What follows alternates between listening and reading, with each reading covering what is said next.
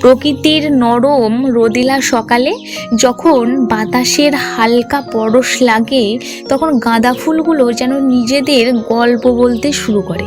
এই ছোট্ট পাপড়িগুলোর ভেতরে লুকিয়ে আছে রঙের উৎসব, জীবনের ছন্দ আর প্রতিটা দিনের নতুন আশা। গাঁদা ফুলের রঙটা এমন যা চোখে পড়লেই মনকে উষ্ণ করে তোলে।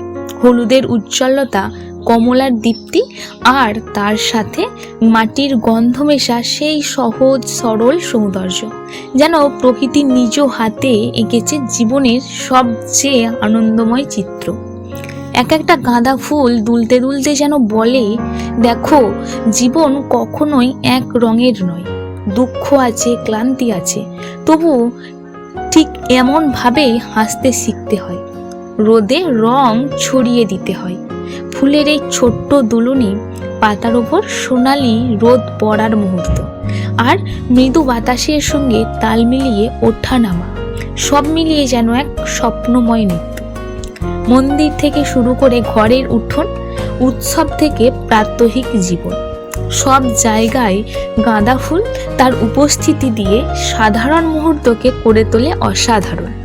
এ যেন আশীর্বাদের চিহ্ন, যেন আনন্দ আর সৌভাগ্যের নরম ছোঁয়া।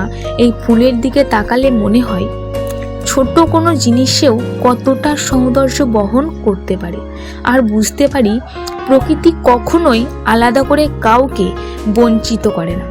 যার চোখে দেখার ক্ষমতা আছে, সে প্রতিটা পাপড়ির মধ্যেই খুঁজে পায় শান্তির ঠিকানা। গাঁদা ফুল শুধু সৌন্দর্য না, এই এক একটা অনুভূতি।